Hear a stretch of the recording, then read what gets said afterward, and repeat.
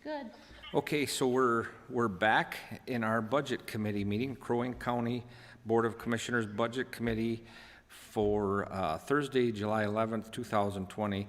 We had a little technical difficulty, so we are back in our committee meeting, and our finance director was giving us an update. I think that should be online, but go ahead, Nick, and continue on with your update. All right, Mr. Chair and Commissioners.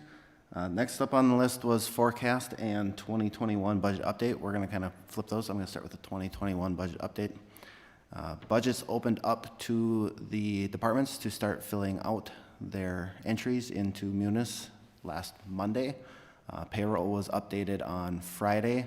We still had some technical difficulties with the settlement process that delayed import of personnel into Munis, but that's all caught up. So everything is in there for everybody to start entering. Go ahead. Okay. CIP committee starts earlier than everybody else for the main budget. So they've actually have a first round blush through the CIP submissions. We are just slightly over $4 million worth of CIP submissions. They already have gone through and done substantial work to force rank their projects and to eliminate anything that they felt was not an absolute necessity. To get down to that number, there may be room for us to continue going down further, but as we progress through the budget cycle and determine levies and everything else, we will look further into where do they need to be in order for them to have the funding to deliver CIP while still doing enough projects that keep us flowing forward. I think one thing that we should do as a budget committee is when the senior management team comes up with their final product on that, I think that the board should look at those. We used to look at them individually, and if the board has any questions, that would probably be a good idea so we could drill down further.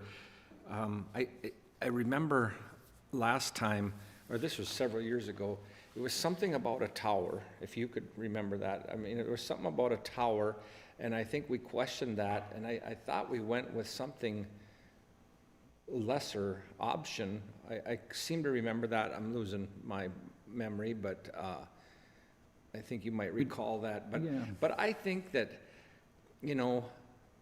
I think, yes, the senior management team, that's good for them vetting all these projects. But I think maybe 5 more people looking at them with a different, kind of a different lens might be a good thing too. Not that we're going to change anything, but I think it'd be a good idea to go through that. We would welcome that, Okay. Mr. Chairman. And we do have programmed into our budget schedule 2 times of us bringing CIP and budget before you so that we can have that first round blush at it of both programs, the CIP and the normal operating budget.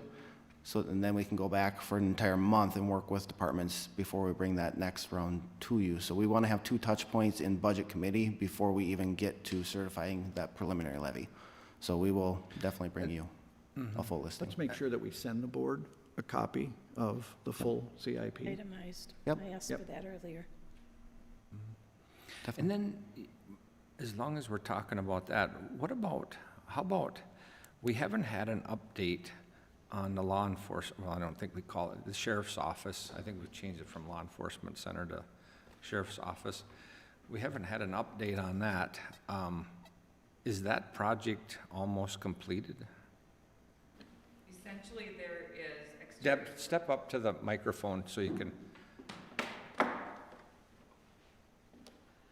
Mr. Chair, I believe all of the interior work is almost completely done. There's a few punch list items that we're still working on there. There's still exterior work that is being completed now that we're into that season. So I know on Monday or Tuesday of this week, I saw that they were starting to work on some of the exterior pieces.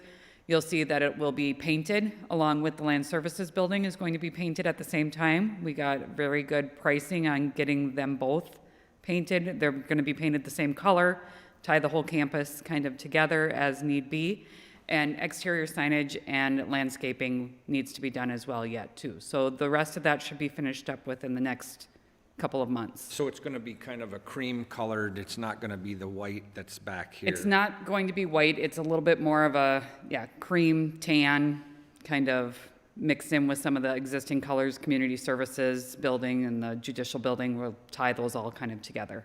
Deb, do you know off the top of your head, what's the final price tag gonna be for, because I think back, when I first got here,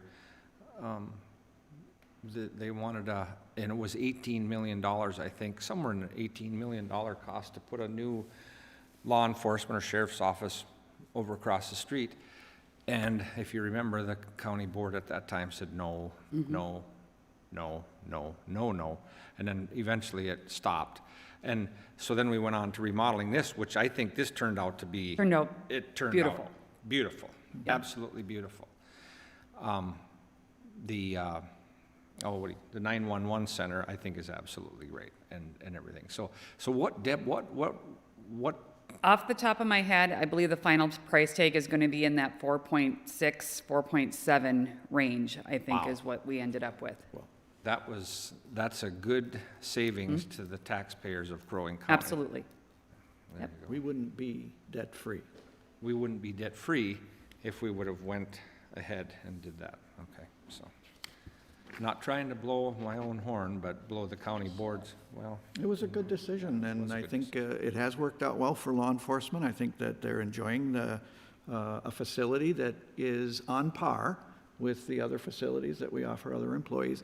There were definite problems with the LEC. We know that, there was portions of the window molding that you could poke your finger through. It needed some updates. Right. But it has been updated. I think it is just as good a facility now as any of the other facilities on our campus. It has turned out nicely. and I think that, if I'm not mistaken, I think that was built in 78, somewhere around that. I think so. 8, I think it was. 78, so a building that's, 30, 35 years old, and we were gonna abandon it. And it makes me think of the school district as I drive around and see some of these schools that I went to school in, that when they were built way back when, I mean, you can't build them like that nowadays. And if you ever go to Europe, they don't tear buildings down, they fix them up. And so I just think it's not a wise decision on my part. If I was on the school board, I certainly wouldn't have been in favor of that. And believe me, anyway, I think we're doing a good job here trying to look out, give the taxpayers the best bang for their buck. And I think they've got it over here. And I almost, in my mind, I think I don't know, this is just me, but I think it's, being that the jail's over here and this is separate, I almost think it's, for security-wise, I think it might be even a better idea. I don't know. In case something happened over there, this is separate, but anyway, go ahead, Nick. Hey, Mr. Chairman, if I can, because you're going to move on, aren't you, past 2021 budgeting? Yep. I did want to talk to you a little bit about what we are talking with the SMT about, and I'm continuing to push the notion that we should contemplate not having a year of capital purchases and contemplate a year without new staff positions in order to help us with our fund balance position. I think what I'm hearing back is that there are some things that folks are saying, if we don't do this, then there are some substantial risks with that. And it's hard to predict whether something will actually come true, like, a squad car that the engine blows on. You can't really predict it. And so I think there probably are ways around it. Nick and I were talking about an idea just last night. I haven't shared this with you yet, Deb, but we have about a roughly, say, $4 million capital purchase.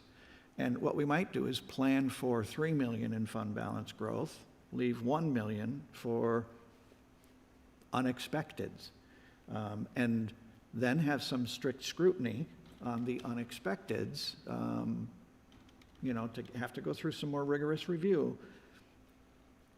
And if we need it, fine, then we'll do it. You got to fix a leaky roof, right? But if we don't need it and we can hold off, we'll try to retain as much of that million as we could as well. And I think that might be a nice mix to help people who are nervous and accomplish our goals. And if we had to use it, we have it available, but if we didn't have to use it, then it would fall through as fund balance growth. So just thinking about kind of creative ways to try to build that fund balance up in responsible ways.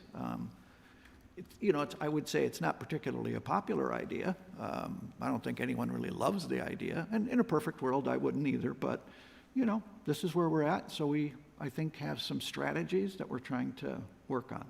I like that idea. Any further examples that you say there's some nervousness? I can see if a squad car blows up, as long as they're not going 120 miles an hour, I guess. But what other things would people be nervous that we're not doing that they think should need to be done? Any examples you can think of? Yeah, it would be things like an air conditioning system for the network closet, if that goes bad. And we do try to be proactive in replacing equipment before it fails. And so there's a useful life for a piece of air conditioning equipment. And so it might be on the schedule, if you will, for replacement in 2021. Can it last till 2022? Probably. Probably. But if it failed during 2021, you'd have to replace it because you have to have air conditioning in that room. Right. Pumps, motors, furnaces, a critical piece of IT infrastructure for the network. Batteries for the jail locks. Yeah, stuff like that. The detention center locks to make sure that that's still working, those types of things. But couldn't we kind of cross that bridge when we get there? I mean, if it does fail, then we could, like he said, have, money set aside that if something does happen, we can do it, but. Potentially, yes. However, just keep in mind, oftentimes those emergency repairs end up costing more than what your preventative maintenance does. And if we do have a situation where it is something like a detention lock, if all of a sudden we have to move a whole pot of people out of the jail and shut down the jail for a period of time in order to fix that issue, that's where some of those things, that's why we try to do it on the more of the routine preventative side with some of those things.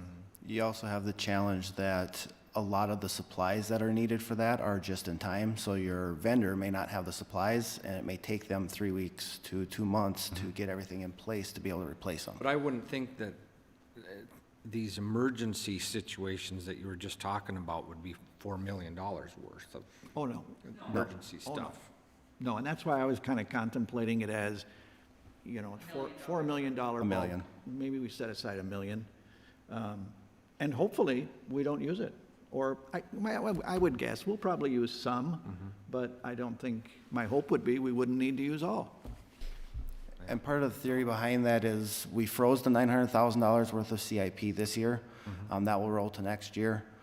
Then on top of that, we planned for a little over $300,000 worth of fund balance build.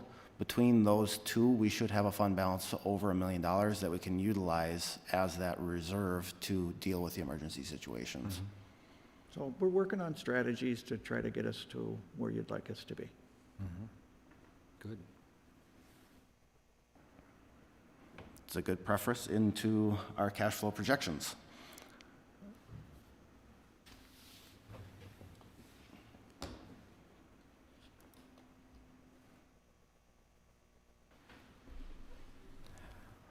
So over the past 2 months or so, we've been working on trying to get a good forecast together to help us understand what impacts a particular levy percentage would have on us and what would have to be done in order for us to start rebuilding the cash portion of our available piece to get us to a fund balance position where we have enough to get us through that June period. This forecast includes general fund, highway, less local option sales tax, capital projects, community services, and debt services. Local option sales tax has dropped out because of it being a restricted fund. It's designated where it can go. Those funds don't play into our available cash position. The forecasts also anticipate that we won't have any growth in state revenues for 2021. A lot of departments have been getting feedback. Highways was told to expect a 15% decline in their allotment for 2021. Other departments got feedback that there may not be any changes in their state revenues. They may not see an increase at all. So the easiest for us in the forecasting model was just to anticipate that there was no growth in 2021. In 2022, we went back to our normal average growth rate throughout the entire term of the forecast. The percent growth decline is based on the average growth and declines from 2016 through 2020. The theory that we used is that a positive cash position in June means that our fund balances were appropriate to get us through that low point of every single year. Keep in mind, we only collect property taxes in July, so whatever we have available to us in December is how we operate from January through July 3rd, when we actually settle out our tax property. The goal is to have a positive cash flow by 2025. That is open. We can shift that date around, but the model was, Are you on the next page? I am on the next page, sorry. We had to pick a point in time, and to get to that point, we aimed for the end of the model being a positive cash position. And then, as I said earlier, local option sales tax revenue and expenses are excluded because those are restricted, and those funds come directly from that portion. Drill down a little more on your comment of a positive cash flow position in 2025. What does that mean? I mean, if somebody's watching this, or even for me, I don't understand what that means. So we have a bank account, and within that bank account, there are portions that are designated to certain activities that Correct. by statute we can't utilize. Correct. There is a portion that we call unrestricted. Those funds are what we can use to fund normal operations that can't tap any of those restricted sources. Those funds have to float our unrestricted portion of operations from January through July 3rd. We don't get any other revenues. We have the state aid that comes in. We have some funding for community services, but our primary funding source for levy comes in July, on July 3rd. Okay, I think I know what you're talking about. Okay, so you got a bank account, you got $100 in there. Yep, But of that $100, $20 is restricted for the landfill. yep, $30 is restricted for highway. And another 30 is restricted for whatever. And so that leaves you 20% or $20 Yep. left over. So we're paying the employees, we're paying the expenses to keep the operation running with that $20. But that $20 is not enough to cash flow the operation, so when we're writing out a check, the other money helps cover so that the check doesn't bounce. right. And what you're saying is, to get to 2025, we're not, in essence, I shouldn't say check kiting, but we're kind of using that money, which in essence, we're not really supposed to be. That is correct. Okay. And so what you're saying is, to get to where that cash flow amount is, well, it kind of reminds me of when I was in the legislature, they needed $500 million in the account to cash flow things. So we need, what is our number? When you get to 2025, what is that number that you say that we need to get to a positive cash flow amount? Our overall fund balance at the end of a year should be approximately 40 million for fund balance across the organization as a whole. That's not just With the all the unrestricted, restricted that's funds? everything. And Yep. where are we at now? We are somewhere around 32, I believe it is right now, million at the end of a year. Unrestricted looks to me, based, and he's going to walk you through this. Yeah. Looks to be about 23 million, Unrestricted. unrestricted. Yep. So where do you anticipate that should be in 2025 to have a goal of a positive cash flow? At the 23 million. Oh, Yep. okay, all right. What we're looking to do, using your $20 example, right now we have $20 at the end of the year that is available to us. We're spending 22 Okay. for those first part of the year. We're trying to get to where we have 22 for the 22. We're not trying to build anything above and beyond what we actually need to continue operations.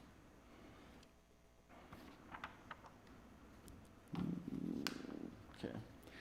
So this first one is the 3% at the last budget committee, the 3% was floated as a potential option. This is 3% across the board for all the years in the projection. We have 0% growth again in 2021 and go back to our average growth after that point. Keep in mind that our investment income is reduced. As we have gotten down to these lower portions, we've actually stopped investing some of our CDs back in and have been moving them over to our money market account. It does still earn us interest, but it is about half what we earn in a CD.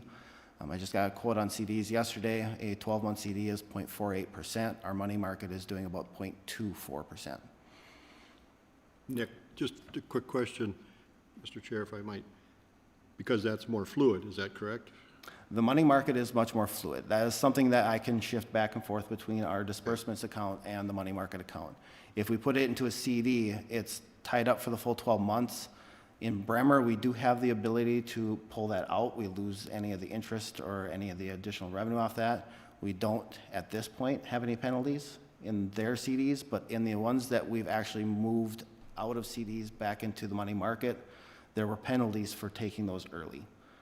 We didn't take any of them early. They were all maturing in the last few months here, but we have chosen to just put them into the money market to make sure we have liquid cash that we can use to flow us through June.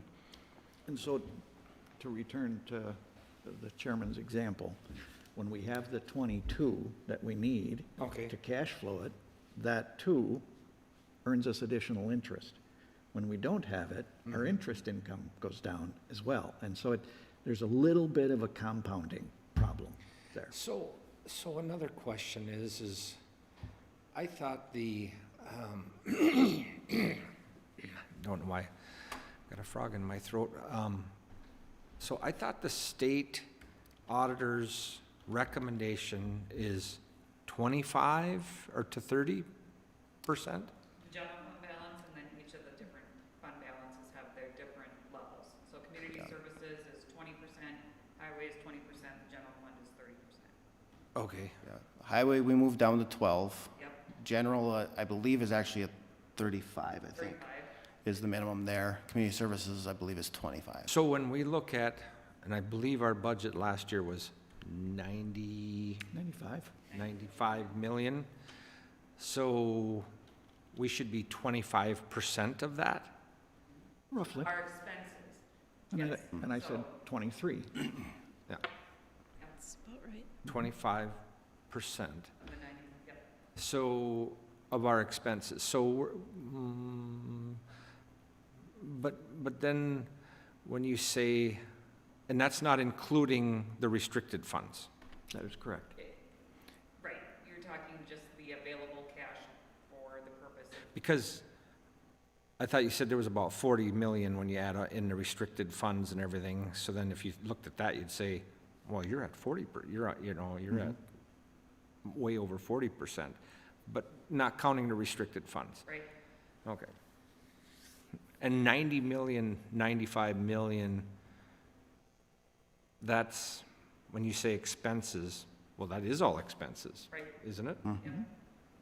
So we should be at about 25 to 30% of that, correct? Correct. Okay.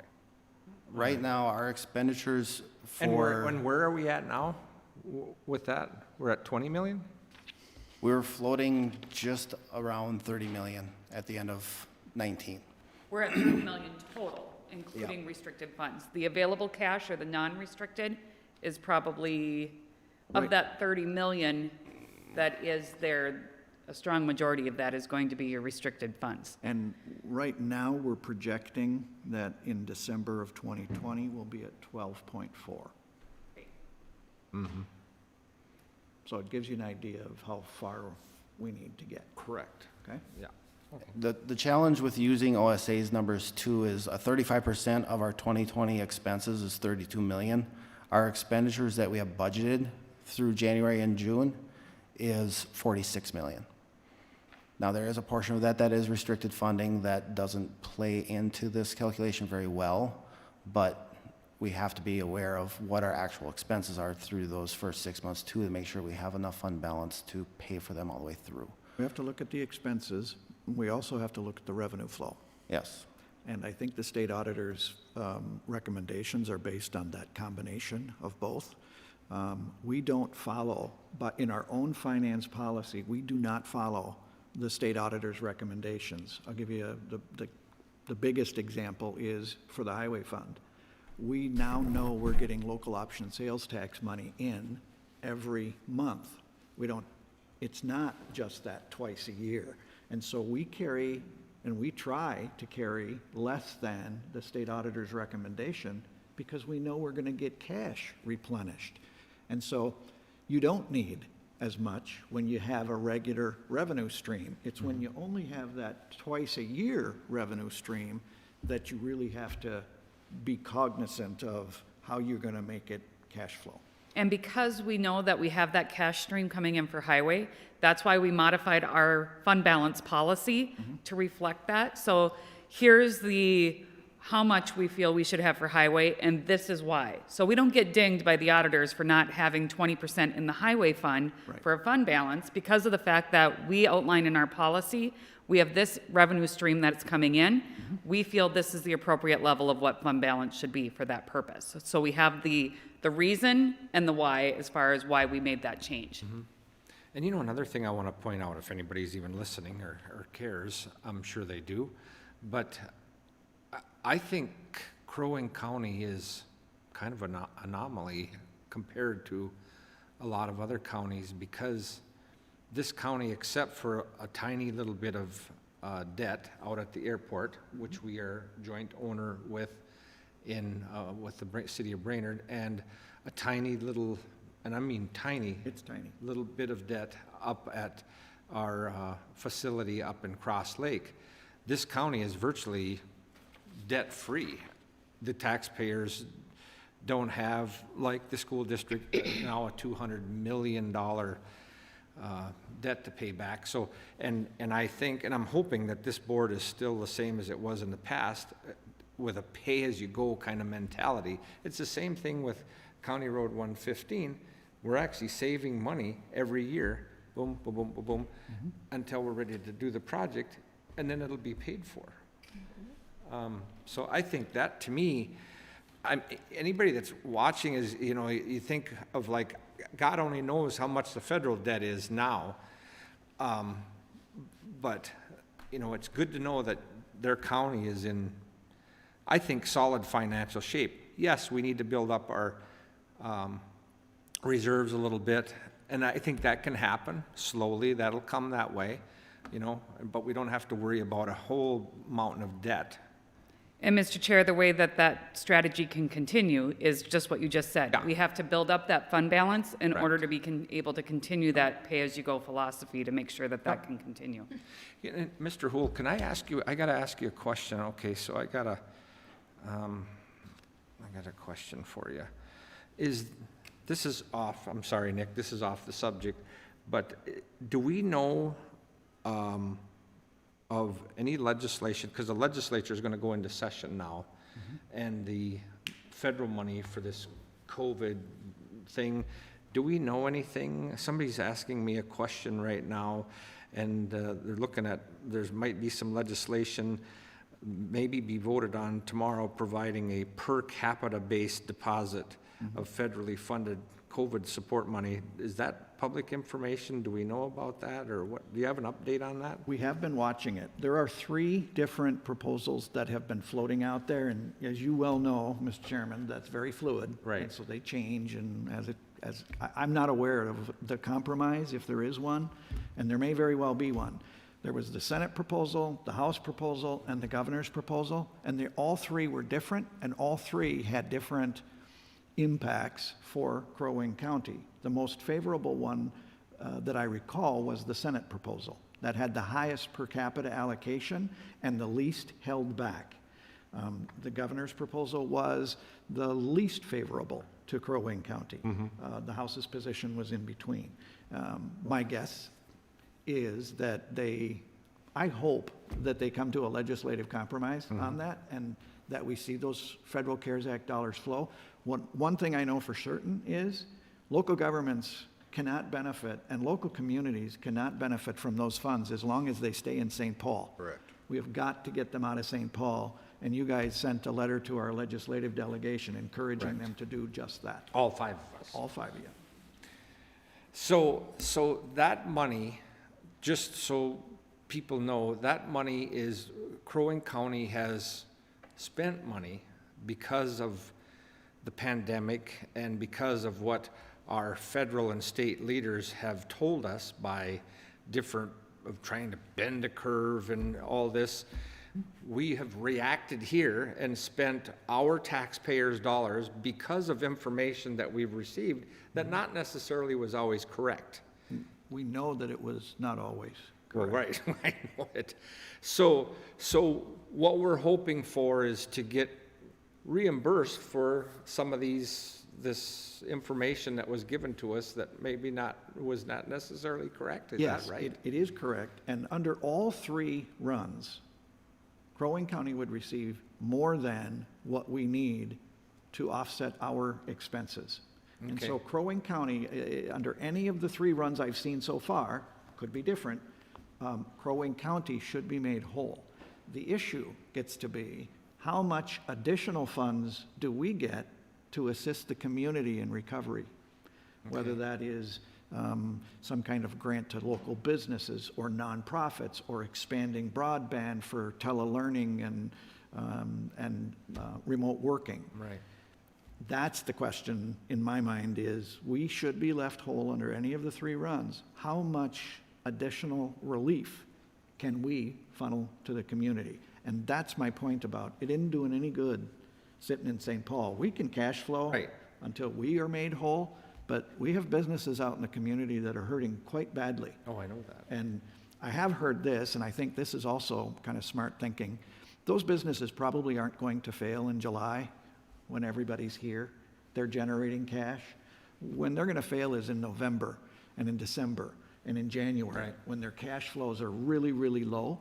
And so we may wish to target that time period for when our relief comes, when they are at their lowest ebb. I'm not sure, but, you know, I've been, But this thing is still very fluid. The legislature, what is the date today, the 11th? I believe they're going into session tomorrow.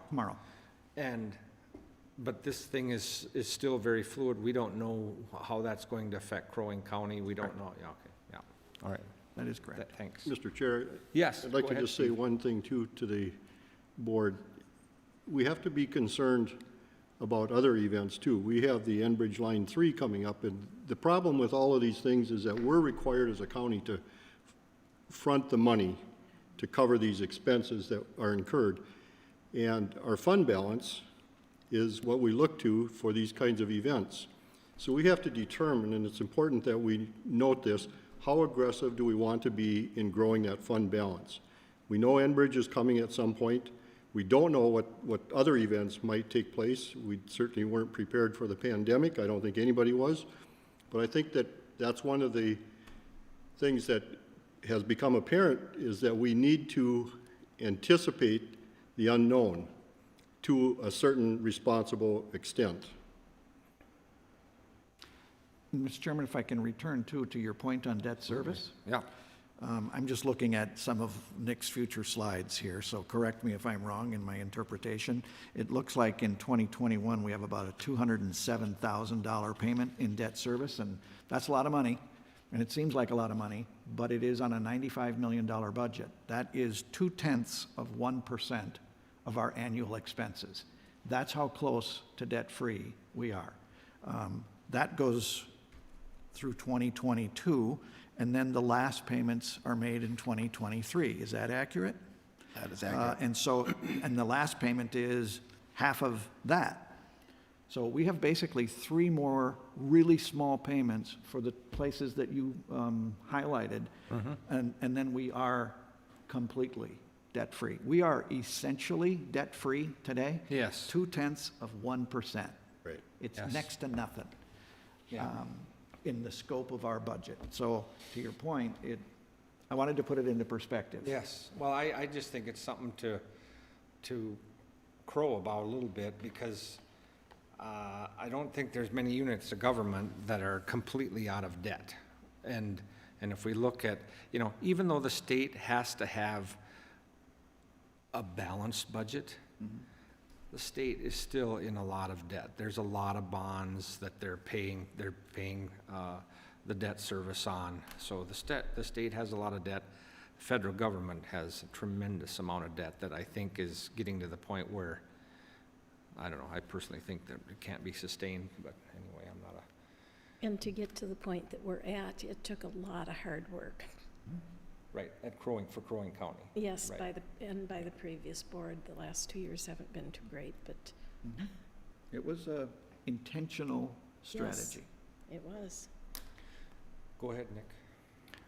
To circle back to the CARES thing a little bit too, the deal with CARES is that is a reimbursement model right now. So any of our lost revenues that we are anticipating from particularly the jail or even from local option sales tax can't be recovered from that. We have about $500,000 worth of expenses to this point, including staff time. Some of the staff time will not qualify for either CARES or FEMA grant money either. So we won't be made 100% whole on our expenses or on our lost revenues, but it will definitely help us if we can get access to those funds.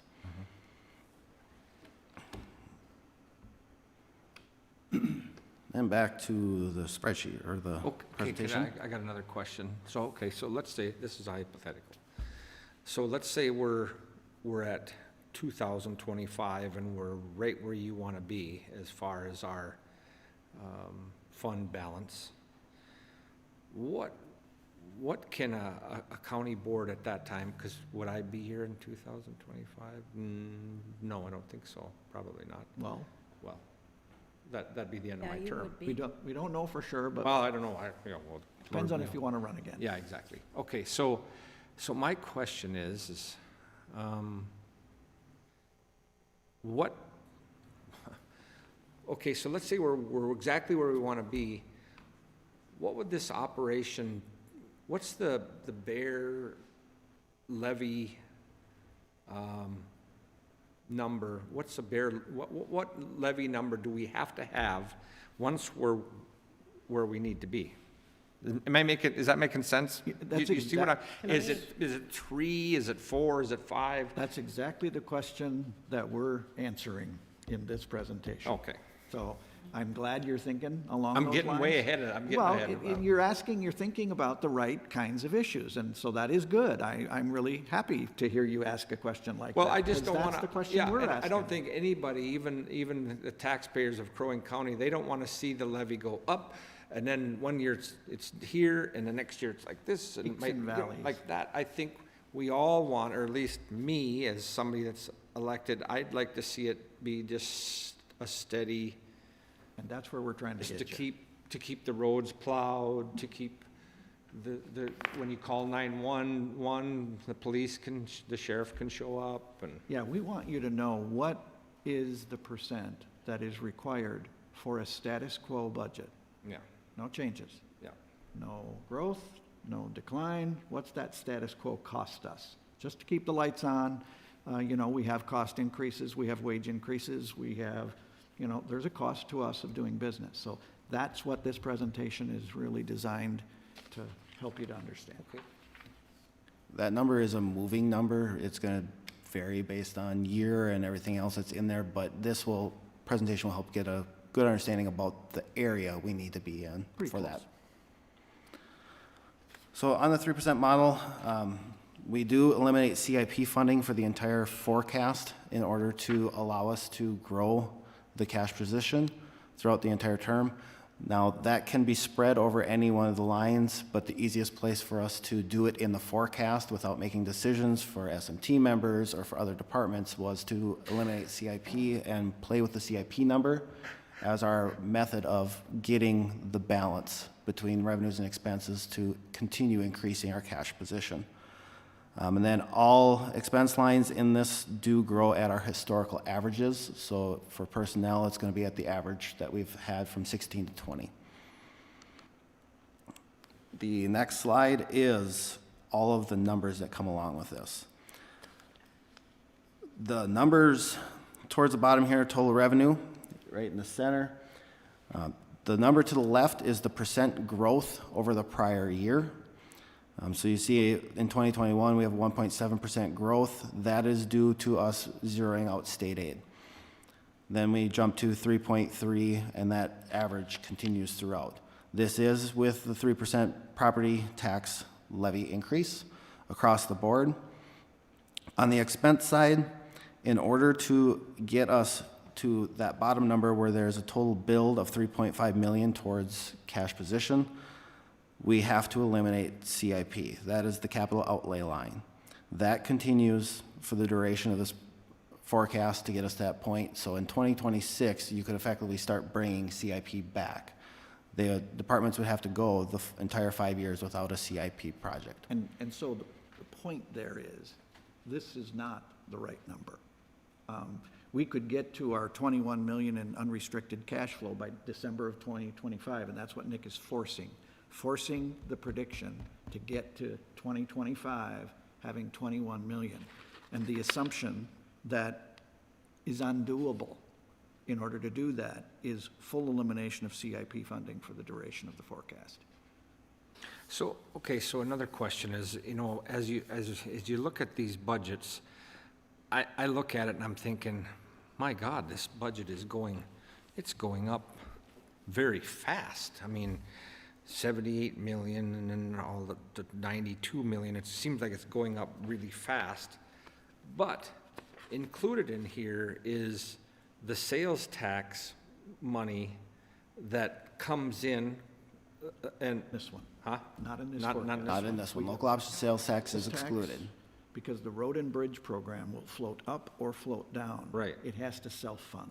Okay, So this is really the unrestricted fund balance, and the highway department is a restricted funding source. but the entire budget, that's not included in there?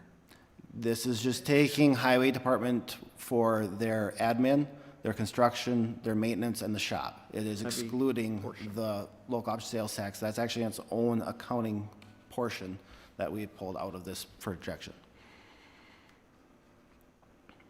Okay. As Tim said, it should be self-funding. They can't outspend what they're collecting in sales tax. So the program that they have in the HIP will have to modify if local option sales tax drops drastically. They'll have to modify the program because those funds were designated just for those projects. Okay, so when you submit this budget to the state auditor, this budget, somewhere that sales tax money has to be accounted for. This budget is just for our purposes here Right. to see what we're talking about, apples and apples, without the lost revenues or expenses in. Okay, It's really just a projection. Yep. all right. It's not really a budget per se, it's a projection of, and we have taken out of the projection those things that aren't going to get us anything from the unrestricted cash flow. So the focus of this projection is to get the number on the far right, go to the next slide, please, Nick. On the far right, December 2025, see where that number is 23,372? It's to get that number to 23. Right. But when we do get our final budget for, 2019, That'll be all included. then everything is included when we submit that budget? Yes. The money that we spent on, okay, And we don't really submit that to the state auditor. They will audit our financials after the fact, but they don't proof them in the beginning. That's for you to manage. right. But eventually they get a copy of that. They don't? No, No. Okay, so even after now we're not using them as our auditing firm. We have our own auditing firm. That is correct. So we're not required to send a copy Of the audit. of the Yes. audit, of the audit? Yep. Yes. That's the after-the-fact look Okay. at your fund balances, your financials, is the information you report on your comprehensive annual financial statement an accurate representation of reality. Okay, That's what they're telling us. So we don't need their permission for the budget, you don't And submit it to them, we don't do anything beforehand. They look after the fact. And remember, a budget is a guideline or a roadmap. I mean, you set a budget, and that is what you're saying, that as a county, this is what we are going to bring in for revenue, this is what we are going to spend in expenditures. You can change and modify that throughout the year, as we do with the budget amendment process, if there are circumstances that come up for that. But we don't submit that budget to the auditors for them to proof against to see how we spent or what we did. They're going to look at what our actuals were and how that came to be, what was actually spent or received. So not that there's anything wrong. Don't sit down, Deb. I got a question for you. Might pepper you with a bunch of questions like on voting. So let's say there's this is just another thought that popped into my head. So let's say there's a county you might have some elected people that are not as honest as they should be. Who's going to be the backstop to protect if something fraudulent is going on? Would that be found in that audit? So the audit is going to find if there's fraud that's happening, and that's through interviews with the decision makers. You as the board chair, you as the board members, you participate in those pre-audit conference calls and the after-audit conference calls. There are conversations with those of us who deal with the financial aspects of things. They look at the policies, procedures, and bills and payments and revenue streams, everything that's coming in. So they're finding all of those things. The other part too that goes to play is if you are, quote, overtaxing, say your budget that you approve or your levy that you approve results in extra money that's coming in every year, more than what's needed to make your budget operate, Right. your fund balance levels are going to continue to go up. You're going to see, which is oftentimes a traditional government methodology, is that you hoard cash. You over levy, Right. you over plan, underperform kind of things, so that you hoard that cash. That's what those guidelines are there for as well, from the standpoint of saying, here's where your fund balance level should be. Not only are they going to notice and make mention if it's too low, they're also going to talk about it if it's too high. So all of those things come out in that audit review as well. And then in that audit review, they make sure that we're following state statute, whether it's State statute, letting contracts out Yep. properly and yep. Federal guidelines as far as it goes for procurement or other things. If there are federal projects and federal money that's in play, there's a different set of standards and rules that you have to follow for that. You've heard us talk about GASB, the Government Accounting Standards Board. That's a federal level accounting opportunity that you have to make sure you're following all those position statements and things that are accounted for that way as well. Thanks. Our auditors, because we don't use the state auditor as our auditors any longer, we're using a private firm. The state auditor still reviews, they do what's called a desk review. They review the work that the private auditors have done to make sure that they met all of the criteria that was supposed to be there as well. And Deb, just a question that might come up is, people might say, you're not using the state auditor? Why not? Because we're saving about $100,000 a year by not using Oh. the state auditor's There you office. go. And that was a decision by the county board. Correct. To save money. Correct. And legally, we have the right to do that. Correct. So Even that though law the state changed- auditor didn't like it at all. Right, that law changed a few years ago where it used to be you had to apply to be released from the state auditor to perform your audit, your individual county audit and review. The law changed a while back to say any county or any agency can have that opportunity to contract with whatever audit firm that they feel meets the needs of their individual circumstances. Sure. Okay. And I just want to clarify, they do random spot checks. $95 million corporation, think of the number of transactions. They don't audit every single. single one, And so we do still hear in the news about fraud that has occurred Right. in government, some places. So it's not just the audit that you should rely on for that purpose. You should also be thinking about our accounting controls internally, making sure that the person who records the deposit on our books is not the same person who takes the cash to the bank. Separate those duties. Those two got to balance. You balance a cash drawer every day. And so there are accounting controls that we also build in. It is not just the state auditor who protects us from that. We protect ourselves from that to the very best of our ability. And even then, we still hear that it can occur. And it does in private sector as well. If you have nefarious people they can be quite creative.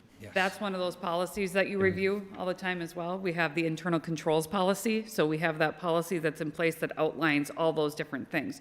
So when an audit occurs, they're not just looking at the transactional data, they're looking at the procedures that go into place along with that. And we've developed what those procedures are supposed to be followed. Not only does the audit firm come and do random spot checks with that, we also conduct our own internal spot checks, if you will, to make sure that departments are following what those procedures are as well. Thank you, Deb. Nick, go ahead. I can tell you the audit is very thorough. Yeah. I've got 2 staff members downstairs that have been working on it for a little over 3 weeks straight now of just answering questions with the auditor. So it is very thorough.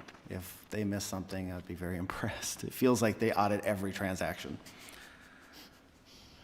Continuing on with the sheet prior to this is all the numbers that build this and guide where this is going. It does get us to that position by 2025.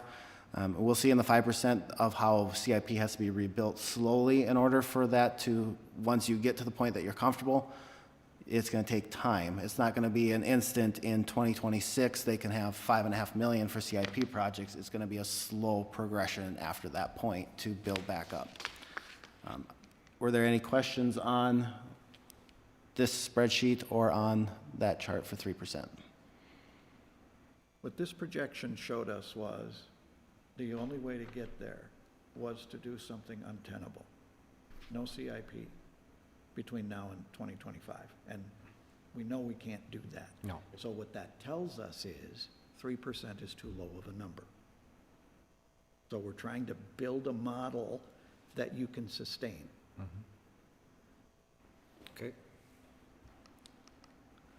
So with the 5% model, we are still following the 0% growth in 2021 for state funding and average thereafter. We still are accounting for our CDs not being reinvested and going into the money market rather than into a locked CD.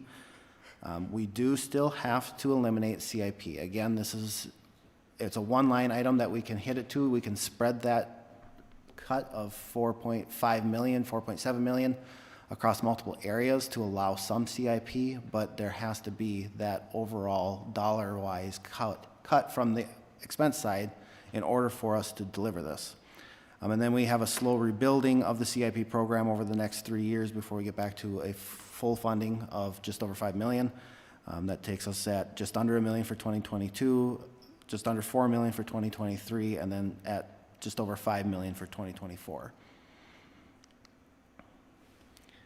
And this is reflective of that. Again, the public aid assistance, the personnel services, the services and charges, and supplies and materials are at the average that we've experienced over the last 4 years from 16 to 2020's budget.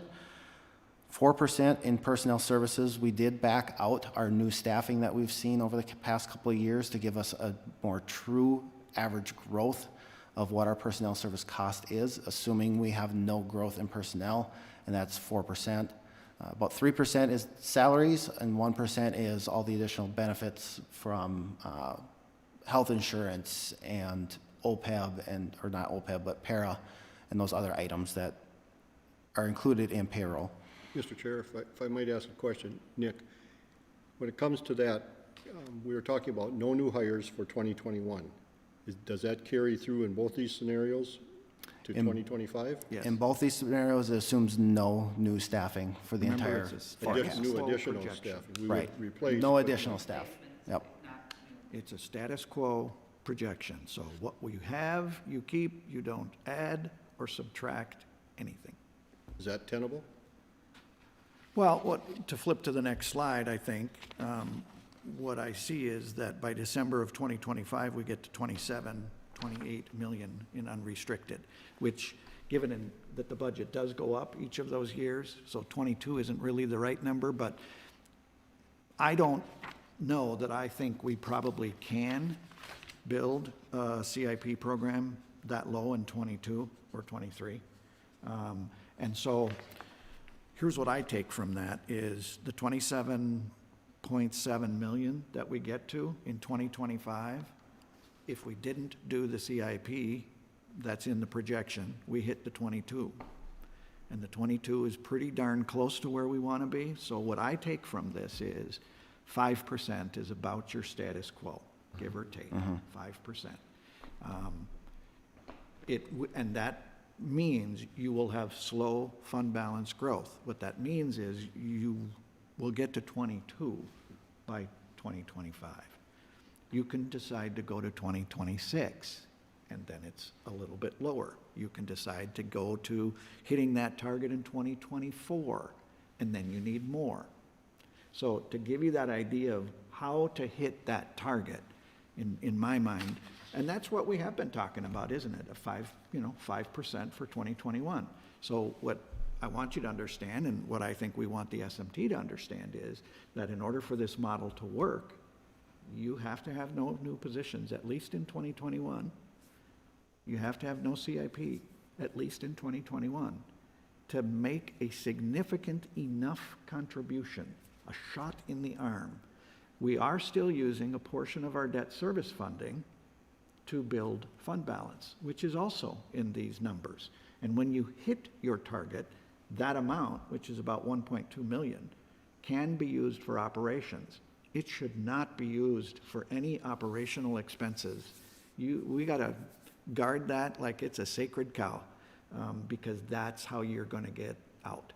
So in my mind, the strategy here is a significant shot in the arm for 2021. And then whatever you set for a levy, 5% is your status quo to help us to get to where we need to be on fund balance in a reasonable period of time. And if there's growth, it's above that. And that becomes the policy question for you guys in terms of how do I manage the levy? It's status quo is about 5%. The other thing that when you look at this chart or this graph or spreadsheet, in 2025, at the 5% levy increase, we are a balanced budget. We are only over or putting $11,000 back in. So that helps reconfirm his theory that 5% is kind of our status quo. That's what we need in order to really balance a budget going forward. Questions about that? We were trying to get to exactly the question that you were asking. What does it take? Because you have to know that in order to answer the question of how do you get out. But then again, I know a couple of years that we had either tornadoes or straight line winds. God only knows what comes forward, and that has an effect Right. on our budget too. And 5% is also, it includes the strategy to build a reasonable amount of fund balance. And a very austere budget in 2021, and then moving forward, it would build fund balance much more slowly. So I got a question that'll put you on the spot. Jason probably could have answered this. He was always ready. I don't know if he laid awake nights to think what questions that we'd ask. So this is a hypothetical. So let's say the county here, on the county's portion of your tax statement, let's say my house is worth $200,000 and a 5% levy increase that the county, not talking about the school district or the city, just the county's portion. How many dollars would that go up? Any idea? I know we used to have some, Jason would do some spreadsheets to show. It varies by property type. Pardon me? It varies by property type. Varies by property type, okay. And so this is really right off the top of my head, Paul, so Yeah. please forgive that it's not going to be completely accurate, but my guess is that for a typical house in Crow Wing County, it'll be about $30. Yeah. And what I'd like to have as we move forward, and, it doesn't have to be right away, but at some point, even after we set the preliminary levy, even after that, I'd like to have some kind of, something that we can show people that, here's how it's going, here's how this budget is, the 21 budget is going to affect you. And do it on property type, do it on commercial property. Yep. We always have that as part Yes. of our Okay, We always do. preliminary okay. presentation. The other thing about the 5% levy is, I am not a fan of saying whatever inflation occurs in the market for the price of housing, your value goes up, right? And there are local units of government that say, oh, we're just going to keep our levy rate the same. Well, if you just keep your levy rate the same, you're going to capture all of that increase in the market value of a house. That's not a demand for more services in my mind. And so I think that's disingenuous. We don't do that. Right. What I do think we pay attention to is, what's the percent increase in our tax base that's due to new construction? Something that was put on the ground that wasn't there before. Typically, in Crow Wing, that's about 1%. And so that's 1% that you can spread this 5% across. And so the net effect that it gets to be on anyone is reduced from the 5 to about 4. To help put that into some perspective. New construction, I think we should pay attention to. Increases in market value for houses that just sat there, I don't think we should be capturing that. That's not right. If you kept your levy rate the same, when the value of the house goes up, you tax them more. I don't see that. That doesn't, and some. See, and I think some that's do. why people get scared, because they think that you raise their value and right away that they're gonna pay more in taxes. And I tell them, that isn't the case. It's about the spending, how your county board or school board or city is spending. It's a spending, it's not your value. You know the analogy we always use, and I think it's a good one. The spending that local units of government decide to do decides how big the pie is. Or we got a 9-inch pie or we got a 12-inch pie, right? Valuation is used to determine how big your slice of the pie is. And so the size of the pie, pay attention to the size of the pie, and that is local government spending decisions. The valuation is just used to figure out how your slice compares to your neighbor's slice. And so, does increased value result in increases in taxes? If your value is going up and no one else's is, well, yeah, you're going to get a bigger chunk of the pie. But if everybody's value is going up at the same rate, which never happens, but in theory, if everybody's went up at the same rate, their chunk of the pie is proportionally exactly the same. And Exactly. if your area is completely homogeneous, if you're all the same property type, but when you start dealing with a mix of commercial and homestead and seasonal and It's all the never other things the that same. come into play, they're not the same. So it is very, very difficult to say one thing contributes directly to Right. a tax increase There or are not. shifts that are occurring every year. Let's say, and we know this to be true, lakeshore property in Crow Wing County goes up at a faster rate than other property types in Crow Wing County. We know that intuitively. And so those lakeshore property owners are getting a bigger chunk of the pie, plus they're also covering the bigger size of the pie. And so they do. If you're going up faster than others, you are getting a bit of a double whammy. And that's just the way the tax system works. If you're going to tax based on value, that's how it works. And that's why historically, when we bring the presentation before you, we bring you, here's what residential homestead, here's what seasonal rec is, and here's what commercial is for Brainerd. Here's what it is for Cross Lake. Here's what it is for the Crosby area. So that you can get a picture of how it changes based on the area they're at and the values of those homes in that area. It's exceptionally complicated. And so, I've spent my entire career trying to figure this stuff out. And the best analogy I can give you is the pie. Yep. Nick, and that's it? That is everything we have to present today, unless there's additional business that anybody else has. Quick question, Mr. Chair, if I might. So you did a 3 and a 5. Didn't do a 6 and a 7, 8, 9, whatever. Was there a reason for that? We felt that between the 3 and the 5, it kind of gave you the idea of what the difference was between the two, and that as we continue to increase that levy percentage, it just affects how we play with those expense side. And how quickly you get there. Right. So we certainly can run whatever percents that you would like to run. If you're still contemplating it as status quo budgeting, then as you increase that percent, you get to the fund balance target sooner. Right. As you decrease that expense, you get to the fund balance target later. And so for these purposes, we had to control what our assumptions were. And so we did control for no new positions, no CIP in '21. And that's, the whole exercise was about status quo, status quo. status quo, and getting our fund balance to where we thought makes the most sense. So sure, we can run a 7%, but what I can tell you is, it's gonna get you there about a year or two sooner.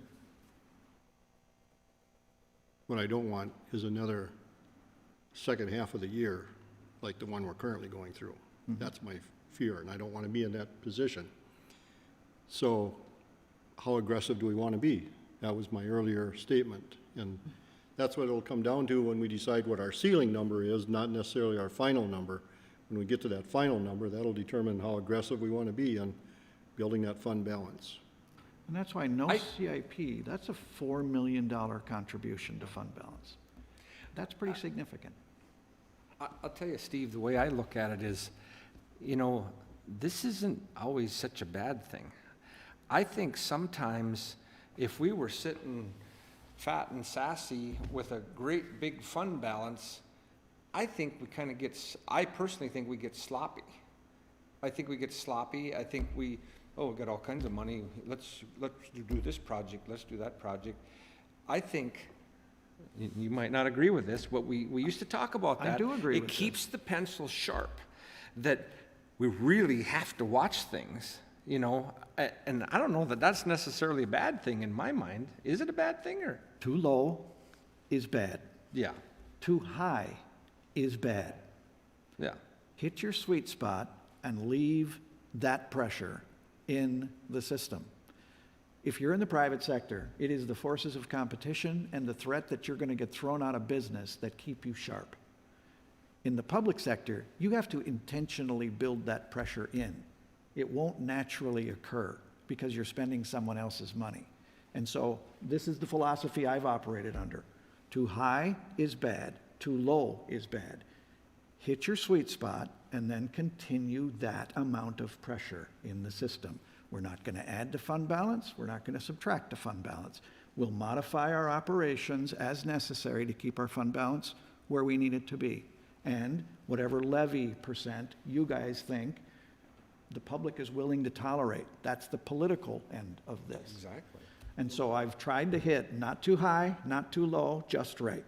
And that's what these models were going for. This is trying to get us to that sweet spot by 2025, where we're not too high, we're not too low.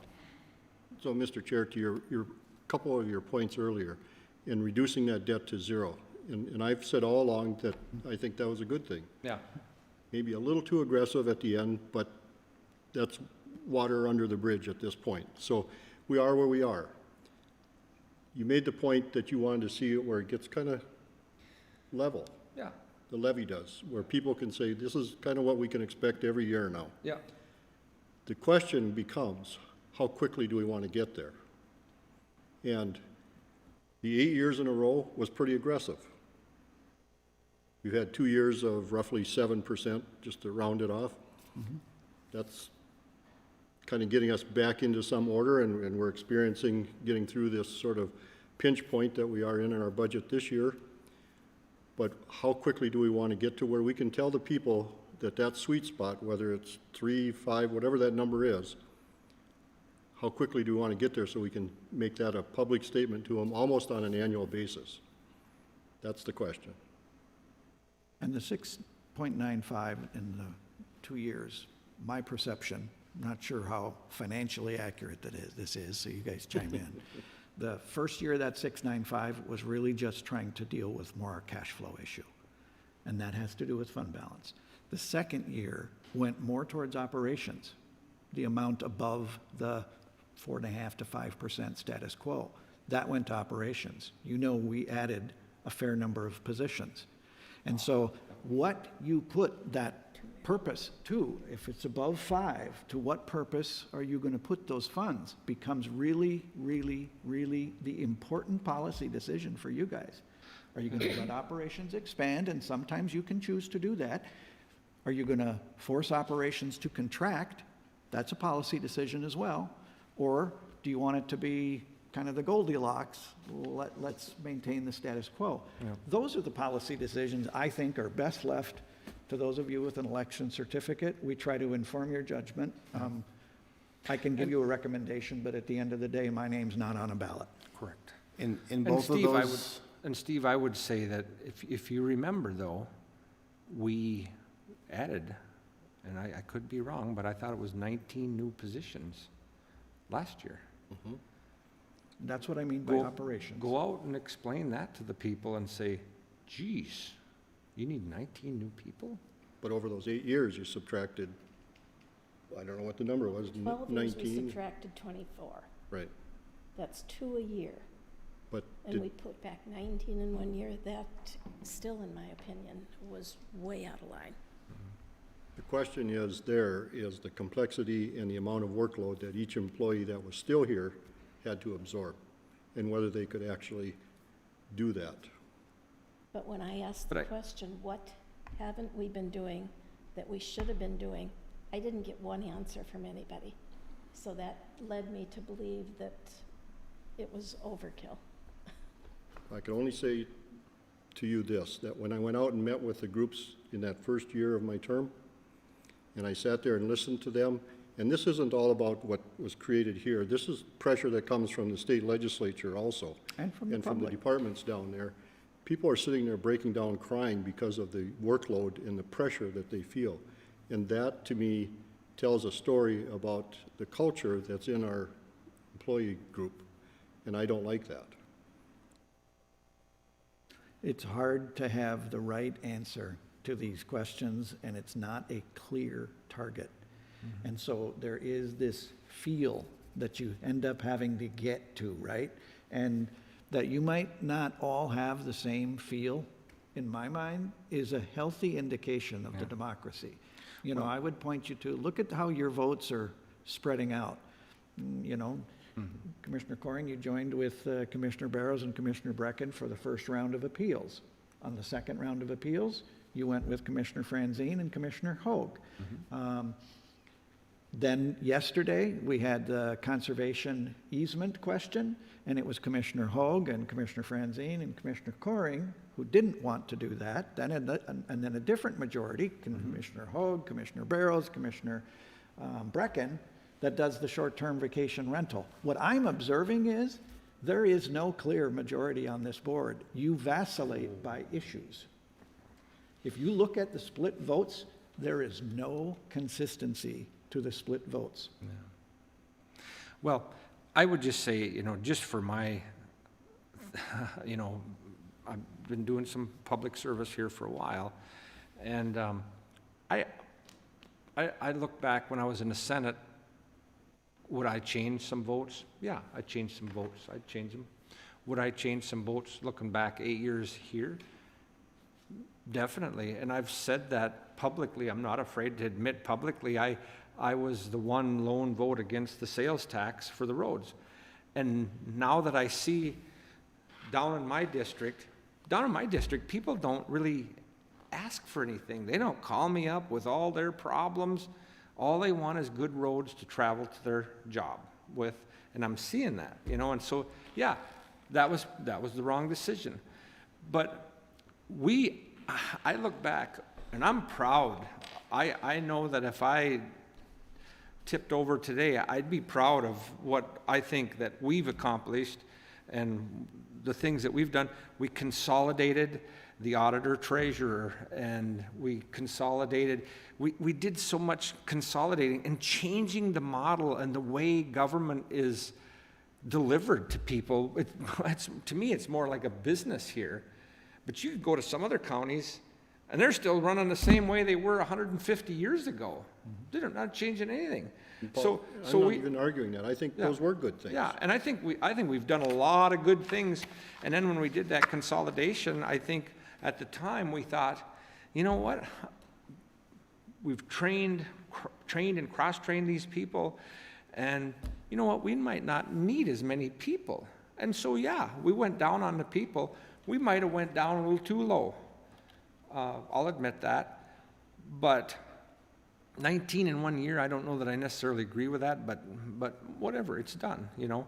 But I still say, go back to what I say, is just getting fat and sassy is not always the good thing. I think keeping your mind sharp and keeping our eye on the ball, I think, is a good thing when we're and this whole thing of governing, it's hard to project 5 years from now. I think this job is more of a kind of a year-by-year operation. You know, if you think you're gonna plan, it isn't like, to me, it isn't really like being in business where you kind of plan, this is my 10-year plan, my 20-year plan. It's good to have a plan here, but pretty hard to plan for government, I think. I mean, it's just like VRVO. Okay, so we never thought that ordinance would come, and now we've got 2 more people because of that. Who knows if the election changes this fall? Maybe it's somebody new and they come in and they go, I want a dog ordinance in Crow Wing County, and all of a sudden we've got a dog catcher again, which we got rid of before. We did have it one time. Yeah, we did have it one time, but anyway, so. And I'm- for If I could staff, just add one quick thing. Yeah, go ahead. This is, We talked and about- Steve, you don't have to go through the chair. When we're in a committee meeting, I think this is just a freewheeling conversation. Anybody jump in, because we're Careful. just trying to have a, Just be careful what you ask for, Paul. yeah, jump in. So to Rosemary's point, we added 23 positions. We're now proposing that for a year, we're not going to add any. So the average over those 2 years now will be 10, 11, whatever. So each year that we don't do that, and we're projecting out not doing it for several years, that average goes down every year. So, but that doesn't mean the requirements from state agencies and the legislature don't go up and up and up. And, you know, community corrections is a perfect example where we get pushed more and more our direction, and those staff we don't get any more funding for that from the St. Paul group. And so that's frustrating when I see those kinds of things. If they want us to do something, send the money. Don't send the directive without the money. The only thing is having been there, they're in the same, they're in a, they could care less about us, Steve. Correct. They're only worried about one thing, and then when May 28th comes, or May 16th comes, whatever the last day of the session is, when they've had 5 months to figure it all out, and they're trying to figure out in one day, they could care less about us. All they want to do is get their balanced budget and then leave, and they go, oh, wow, it's done. But they've screwed us and the school districts, or they've held the payments off until after the next fiscal year just to get their budget balanced. And so it's just, it's a bizarre way. It's pressures like making sausage and making laws. You don't want to see either one. Although people can watch it now. Yes. Here. there's pressures everywhere. Yeah. And it comes from DOC, Oh, it yeah. comes from conservation groups who may want to acquire more property, which then may have a cost for us. It's everywhere, and it's all the time, and it's this pushing to and fro, to and fro, to and fro. Most of it is to, by the way. It tends to go one direction, but Perhaps one of the things that ought to be implemented is to keep the legislature in session without any additional pay and no paying for motel rooms and all that, and having the legislators from the Twin Cities area reimburse those same kind of expenses, because the outstate people are still going to have to pay those. And then maybe we would see some bipartisan action out of that group down there. But don't give them a dime more. And I'll bet you would have some resolutions. The other thing you could do, and this is being facetious, so, is stick them all in a room, give them all the water they want, and lock the doors on your way out, and you'll have an agreement in about 2 hours. Speaking from experience. You get some good ideas, but being that they're the mothership, they can do whatever they want to do. Well, technically, we are the mothership because we're the voters, so if we Right. wanted that, we could Right. get that implemented. we're trying to help you to get you the information that you need to make the most informed decisions that you can. And to the extent that we're not going into a policy direction that you would like us to, we are certainly and always open to those course corrections. I've heard you loud and clear as it relates to 2021. I think you understand the fund balance issues. And so, you know, while the plan, whatever plan you put in place is never going to be what actually occurs, you still should have some plan. And so that's it. We're just trying to do the best we can with what we got. Well, I know that we need a fund balance, and I know we need enough money to run the county. But I don't want to tax the people any more than I have to. I feel it's my duty to Correct. keep the most money in their pocket that I possibly can and not build this huge fund balance like agree. I walked into. Yes. We had too much. We had way too much. And that's why we could do what we did. It wasn't that we were magicians, but we used the money that was sitting here wisely. To your point, that's a good point, and I agree with that. The problem is, we now are a pay-as-you-go county, That's what I want to be. but that changes the requirement for a fund balance that can allow us to be and utilize that theory. We did used to bond for all of our capital every year, you may Then you recall. pay. And that wasn't pay-as-you-go. That was more like the There's always a state's. bonding rate Yeah. of interest that you have to pay. And that's I don't why wanna pay we didn't want to interest. do that. And why pay interest on a computer? Well, that's what I'm saying, yeah. It just didn't make as good a sense for an operation our size. Why pay interest on a vehicle? We can be planful about that capital purchase and save a little every year. Correct. So we're trying to do the best we can Yep. with what we have. Oh, yes. Anything from the sheriff's department? How's the new digs? What's that? How's the new digs? Maybe come up to the microphone if you wanna, if you got any information for the county board budget committee. Really nothing new since the last time we met. How the new digs are, we love it over there. It's definitely appreciated that it is where it is right now. So we definitely like it. As far as anything new, the jail again, that's always a newsworthy thing. I think we're pretty much level. I think DOC numbers were 29 as of April 30th, and they went down to 28 as of 5/31. So right now, it's pretty much status quo. Don't know what'll happen once everything, I think the DOC wants us to keep everybody at bay, which, I mean, we don't want anybody new here either, so to speak, so. That number is still lower than what you had budgeted though, right? Correct, yeah. What we have budgeted is, on an average, 45 per month. So we know there will be lost revenue for that in 2020. And that's the point of budgeting is, who saw this coming? It was a good plan when we put it together, but then stuff happened, and what did we do? We modified. We adapted, we changed our budget, we moved our numbers around. Right now, Nick is telling you, we're hitting budget. That's because of the adaptations that we put in place. But it's like I said about, thinking that just because, this is how the budget is, that isn't how it turns out. Things happen. It's just like, not to harp on this VRVO, but we projected this many VRVOs, this is their license fee, this is the pot of money, this is to pay for these two people. That doesn't necessarily mean that's the way it's gonna work out. It didn't. I know it didn't. I know, but I mean, I'm just saying into the future too. I mean, even for next year, there might not be the revenues. Thank you for bringing that up.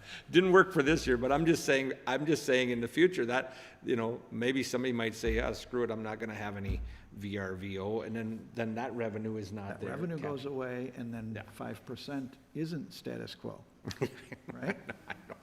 I'm just saying that nothing's for sure here. Right. This is old school, but a budget is nothing but a worksheet with pencil and paper and an eraser. Yeah, And, exactly. It's not hard to change a budget. It's harder to change the revenues and the expenses Well, sometimes.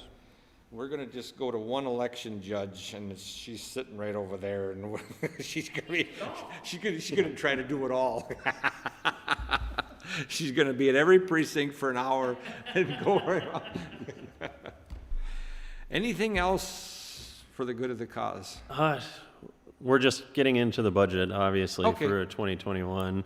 I was looking at 2020 numbers while I'm going through and doing some projections, and even with, the lost revenue, there's a lot of expenses that have been lower as well, too.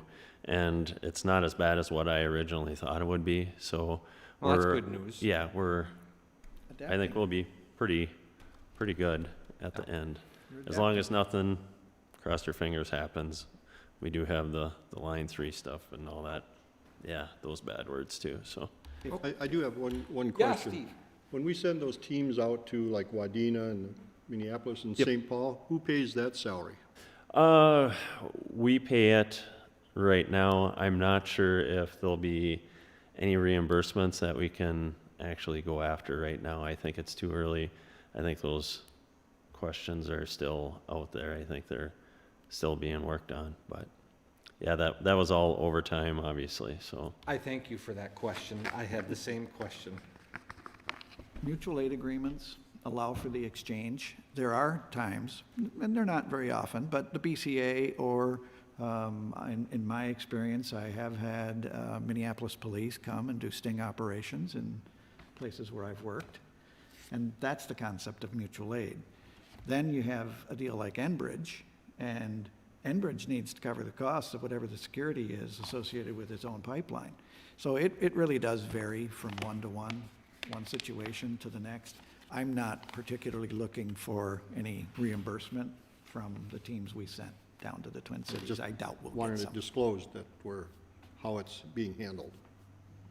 Yeah. Okay, Dan. Other than thanks. that, that's it. Thank you. Nick, anything else? That's all I've got for today. Deb, anything else? Tim? No. Rosemary? Steve? Therese? You people on Teams? Oh, people on Teams? That's a good idea. Thank you, Therese. Anybody on Teams have anything you'd like to say to the Budget Committee? Teresa said no.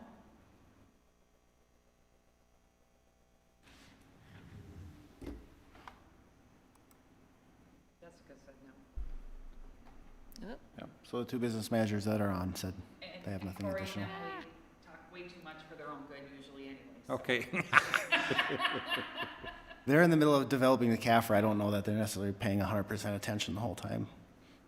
Okay, the Budget Committee's adjourned then. Thank you, everybody. I should have left Doug's name.